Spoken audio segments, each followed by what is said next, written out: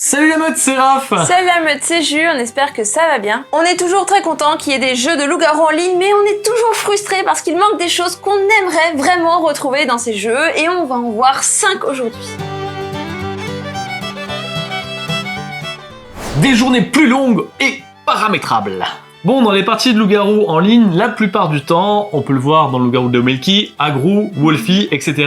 Les journées durent 3 minutes. Et 3 minutes, c'est vraiment très court. Déjà, IRL, c'est court. Alors en plus, en ligne, c'est encore plus rapide parce que finalement, on n'a pas la personne en face, on voit pas qui est en train de parler, etc. Ça demande encore plus de concentration et encore plus d'éléments à enregistrer. Bref, 3 minutes, c'est vraiment très court. On a remarqué dans les parties qu'on a fait à l'oral et à l'écrit que pour se faire comprendre, ça demande à peu près 50% de temps en plus. Alors si dans le premier tour, nous on estime qu'il faut 5 minutes IRL pour se faire comprendre correctement, c'est-à-dire qu'en ligne, il faudrait 7 minutes et demie. 3 minutes, ça devient très vite le bordel et ça rend les journées très chaotiques. Alors si ça pouvait être paramétrable, on en serait très content. D'ailleurs, l'application de loup-garou japonais a 3000 paramètres à indiquer, quel mode tu joues, etc. Combien de temps, quel rôle tu mets, quel type de partie tu fais, bref. On veut des paramètres, s'il vous plaît, ce serait super bien. Et on comprend bien entendu que 3 minutes, c'est ce qui permet de faire des parties fun et faciles d'accès. Malheureusement, ceux qui veulent approfondir les mécaniques de jeu, ils ont assez peu de moyens de le faire avec seulement 3 minutes par jour. Paramétrer cette option est vraiment le meilleur des deux. Un vote à la Among Us. Bon, dans les votes des loups-garous en ligne, le problème c'est que c'est souvent le bordel, on peut voter n'importe qui à n'importe quel moment, du coup il y a des votes ninja tout le temps. Le fléau des votes ninja. Et des votes au hasard aussi, genre tout le monde vise quelqu'un au hasard, et les loups-garous ont juste un ninja sur la personne qu'ils ont envie, quoi. Ça a des avantages, ça peut mettre la pression sur des personnes, mais d'un autre côté, ça met beaucoup d'aléatoires finalement. Among Us, lui, a trouvé une solution qui est à peu près correcte, ça n'empêche pas forcément les votes ninja, mais ça les limite. Il y a deux choses, c'est que le vote déjà, il est unique. Une fois que vous avez voté, on ne peut pas changer d'avis.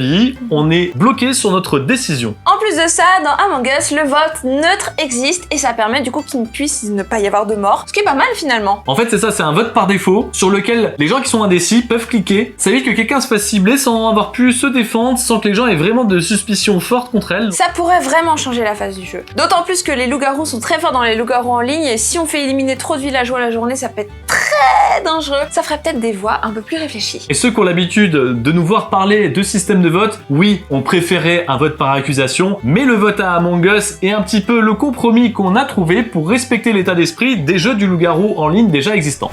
Pouvoir sélectionner son propre rôle. Bon, nous sur YouTube, on a un gros problème sur les jeux en ligne, c'est qu'au moment où on veut faire une démonstration, par exemple, de l'héritier sur Wolfie, on doit lancer des dizaines de parties avant d'en avoir une où on est l'héritier et où ça se passe de façon à peu près correcte. Donc en fait, l'idée serait qu'on puisse choisir quel rôle on voudrait être dans la partie. Bien sûr, on ne l'aura pas forcément, il peut y avoir plusieurs personnes qui veulent le rôle, mais en tout cas, si par exemple moi je veux être simple villageois, je serais quasiment sûre de l'être et je serais très contente.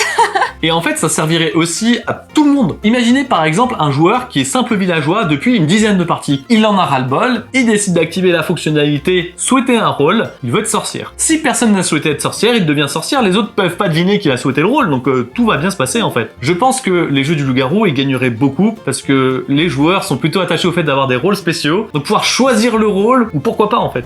Un matchmaking en groupe. Autre point important, les jeux du loup-garou aujourd'hui n'ont toujours pas de matchmaking. Enfin, il y en a un, c'est-à-dire que tu peux cliquer sur jouer en ligne et paf, on te met dans une partie aléatoirement. Exactement, on te met dans une partie aléatoirement, mais elle est pas encore lancée, il y a un MJ, il y a des gens qui vont quitter, revenir, et surtout si t'es avec des potes et que tu veux vraiment jouer avec, soit tu crées ta propre partie, tu les incorpores dedans, mais c'est au plus rapide sur une partie publique, ils sont obligés de cliquer le plus vite possible, parce que sinon ils se font piquer la place. C'est ça. Soit tu fais une partie privée, les autres peuvent pas rentrer dedans. Donc la solution ce serait qu'on puisse se mettre en groupe et ensuite faire le matchmaking du groupe. On est 5 joueurs, on veut rentrer dans une partie, n'importe laquelle, mais on veut rentrer dans une partie. Et je vous vois venir, hein, vous allez dire que sur Agrou, on peut changer le statut public ou privé d'un serveur lorsqu'on crée une partie, mais bon, ça nous est déjà arrivé d'avoir une partie, de notre côté on était 5 et quelqu'un d'autre a créé une partie où ils étaient 3, et en fait on s'est jamais rencontrés, c'est dommage. Un matchmaking permettrait de nous faire nous rencontrer et créer une partie à 8, c'est ça qu'on veut. Un mode pro. Actuellement, ça manque cruellement. Faut pas croire que les gens ne trouvent du fun que dans le n'importe quoi, les compos faits à l'arrache, etc. Il y a des gens qui veulent approfondir la mécanique du jeu. Actuellement, aucun, je dis bien aucun, jeu du loup-garou français ne permet de le faire. Il y a vite fait des modes sérieux, des modes obscurs implantés dans certains jeux, mais ça ne suffit pas finalement parce qu'ils sont faits à moitié, pas réfléchis jusqu'au bout. C'est ça, par exemple, le mode sérieux de Wolfie, c'est un mode où on te dit attention, si tu respectes pas les règles, on va te taper sur les doigts. Mais mais en fait, il propose quand même le mentaliste qui est l'archétype du rôle qui ne peut pas être mis dans une partie sérieuse. Un mode pro qui permet d'avoir des compos déjà faites, équilibrées, non explosives et avec certains rôles potentiellement interdits parce que complètement déséquilibrés, ça serait cool. Bah, ce serait trop cool. Et pareil, dans Agrou, on a un mode obscur possible, mais d'un autre côté, on n'a pas les rôles qui font qu'on peut bluffer, donc au final, on peut pas jouer en mode sérieux finalement. On est obligé de se retourner vers les compos fun, c'est ce qu'on avait. Exactement, exactement. Donc au final, on pourrait s'amuser, on pourrait être délirant sur de la compo pro avec un mode pro, et je pense que pas mal de gens qui regardent notre chaîne aimeraient bien avoir cette petite fonctionnalité en plus. En tout cas, nous, on la souhaite. Je sais, on est chiant, mais c'est comme ça.